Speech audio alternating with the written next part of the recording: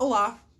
So, let's talk about toxicity in modern paganism because it's a problem. It's a real problem. So, if you've spent any time in paganism at all, uh, more than 6 months to a year, and you spend time online or with a coven in person, I think you'll find that just because you may have left the established religion that you grew up in, for most of us that would be Christianity, dogma and judgment did not stay with those organizations as you went into this new witchcraft, Wiccan, pagan, Asatru, whatever adventure. It's still there. And I think particularly with the growth of the internet, particularly in the past 15 years, it has gotten really bad. However, I don't think that should deter anyone from pursuing paganism in any of its paths. Paganism is amazing, and since it's really like a self-starter and self-nurturing, self-sustaining path, I think it holds so many benefits that others don't necessarily do. Does anyone else in my camera continuously trying to focus? ¿Por qué? Anywho, don't let that deter you. And I think that most people who want to try to give rules on how witchcraft or Wicca or whatever can be done are usually children. Because we have to remember, for I think most of us that are, I guess you could say, over 30, we remember a time either before the internet or when the internet was so young and social media did not exist. So you didn't have all these opinions being blasted everywhere so easily. But you also didn't really have many children on the internet. You just didn't. And now every child, like literal child, can Google witchcraft and learn about witchcraft and paganism as a greater whole and decide that that's what they want to do and that's what they want to pursue. And for most of them, because they're children, it's not going to last. So a lot of those opinions will filter themselves out. But yes, new children are always finding witchcraft through the internet, which is a Christian's nightmare, but it happens. However, there are some adults that perpetuate this cancel and hate culture, specifically within the pagan community. And honestly, I wouldn't worry about those people either.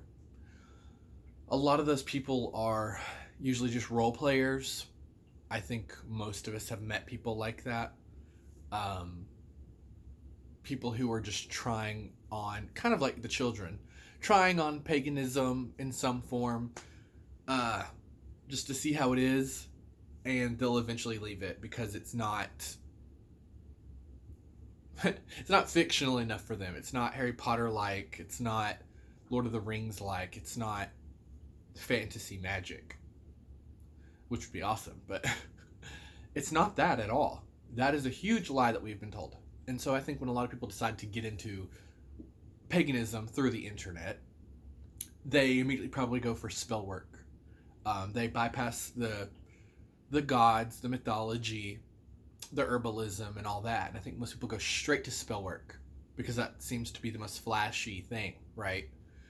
And so they're like, oh, I'm going to learn how to cast spells. And then I think most people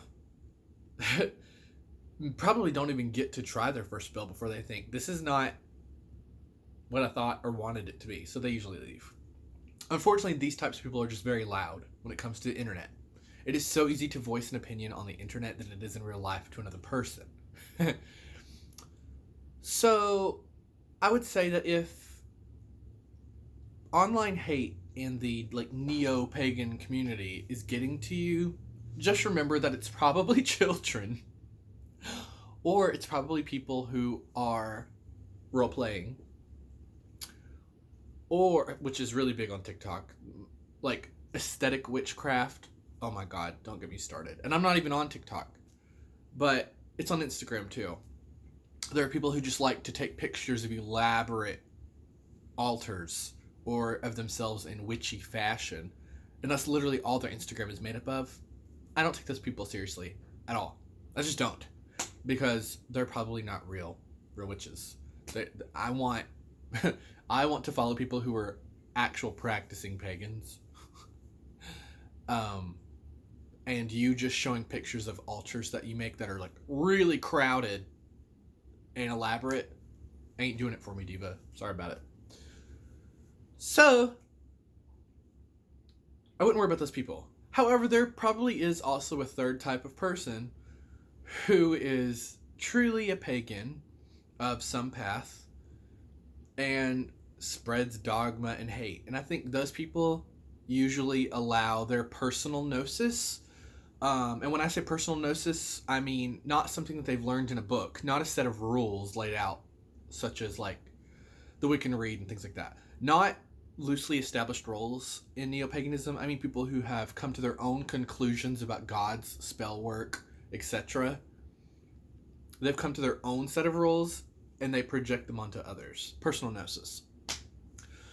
So I think those are usually people that are projecting their own personal gnosis onto others with the assumption of, well, my God told me this, so it must be true for everyone. No. No.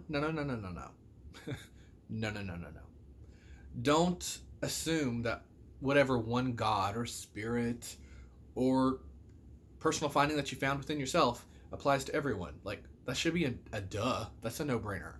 Like, nothing applies to everyone except for, like, the golden rule. Nothing. So, honestly, I wouldn't give much credit to those kinds of people either. I wouldn't let them get to you. I myself am a victim of those kinds of people all the time because I prefer to use the terms Hindu witch or warlock. But oh well. Sue me. Like, I just would not give them credit. The more you give people like that credit and the more you engage with them on the internet, the more powerful they become. Like, they feel empowered because it doesn't matter how you perceive their opinion, negative or positive. They just hear it as, oh, someone heard me, someone's listening, someone has validated my comment, be it a negative comment or a positive comment. It's been validated because you responded. You gave them energy, you gave them power. Also, if we're going to try to be nice, that third person who forces their personal gnosis on everyone, they might still be struggling with breaking that really heavy chain of upbringing. You know, I think whether you're raised religious or not, you're probably raised to be a little judgmental and to have certain rules and dogma that you force on others. It's just the way it is. Some of that is human nature, but I do think a lot of it is religion.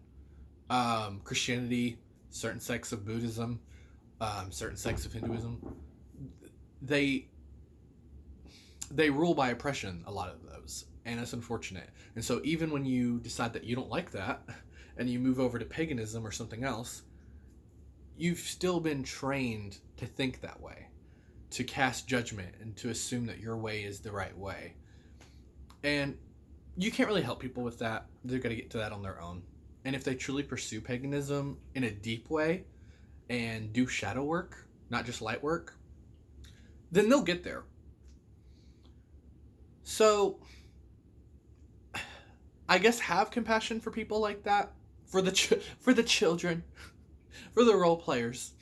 Actually, I wouldn't even give the role players a time of day at all. So have compassion for the children. They know not what they do. And for the third person, compassion, but distance. You can distance yourself from people at any time. And that's even easier to do on the internet as well. Anywho, Toxicity is a problem with the rise of Snapchat and Instagram and Twitter, and particularly TikTok. I just find TikTok to be very, very toxic. And again, while those people might be the loudest in our community most of the time, they're not really usually a part of our community. They're just role playing. So, it is what it is. But I just wanted to share my thoughts on that. I just wanted to share my thoughts on that. Oh, now I sound like Sean Connery almost. Anyway, I just wanted to share that. Don't give toxicity so much power. Ignore it for the most part. It's going to be fine. And just focus on cultivating a positive online group of pagans that you can interact with. And forget the others. Just block them, unfollow them, or whatever. That's it, you guys. If you have anything to add to this conversation, please, down below, add something. But those are my thoughts. Bye!